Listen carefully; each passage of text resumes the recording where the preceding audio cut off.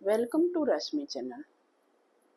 આજના ટોપિકમાં આપણે જોઈશું કે બાળકને હેલ્ધી અને નિરોગી કઈ રીતે રાખી શકાય. એના માટે ટિપ્સ જોઈએ આપણે.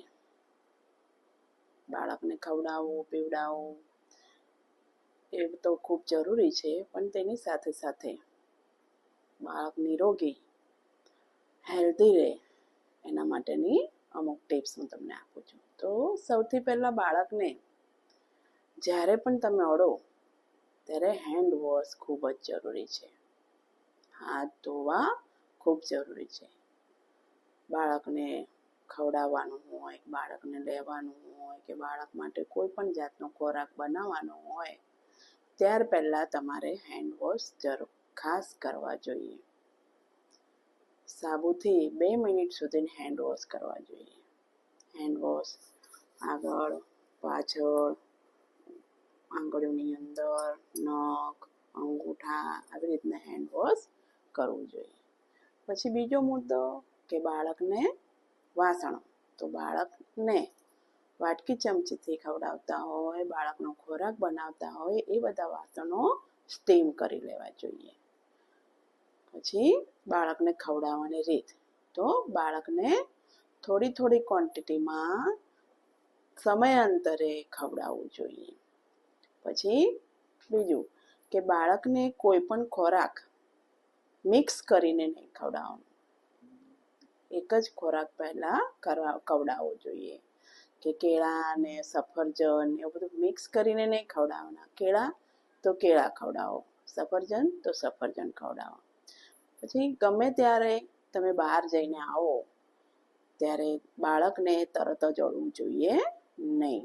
બહારથી આવેલા કપડાં બદલીને નાહીને અથવા તો બરાબર હાથ પગ મોં ધોઈ અને પછી જ બાળકને અડવું જોઈએ.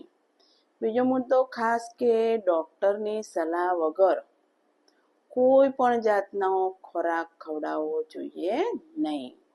બાળકને ટેમ્પરેચર આવે, ઝાડા ઉલટી થઈ જાય, શરીરમાં ફોલ્લીઓ થઈ જાય, મોંમાં ચાંદા પડે, પીળો પેશાબ થાય, ઝાડાની અંદર લોહી આવે તો ઘરના ઉપચાર કરવા નહીં. તરત જ બાળકોના ડૉક્ટર પાસે જઈ અને એની ટ્રીટમેન્ટ કરાવવી ખૂબ જ જરૂરી છે. કારણ કે બાળકોના અવયવો ખૂબ જ નાજુક હોય છે. તેથી જાતે ઘરે કોઈ પણ પ્રકારની ટ્રીટમેન્ટ આપવી નહીં, ઘરગથ્થુ ઉપચાર કરવા નહીં. બાળક નાનું હોવાથી એમાં ઇમ્યુનિટી પાવર પણ ખૂબ જ ઓછો હોય છે.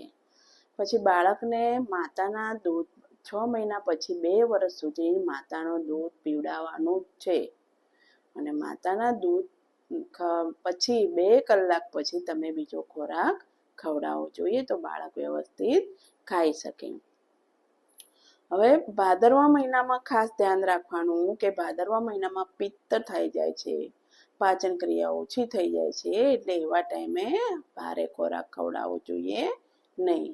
સિંગ તેલ, તલનું તેલને બદલે તમે ઘીનો ઉપયોગ કરી શકો છો. Thank you. આજનો મારો વિડીયો ગમ્યો હોય તો લાઈક કરો, શેર કરો અને સબસ્ક્રાઈબ કરો. બાળક વિશે અથવા તો ડાયટ વિશે અથવા તો બાળકના કોઈ પણ ખોરાકની રેસીપી જાણવી હોય તો કોમેન્ટમાં લખી શકો છો.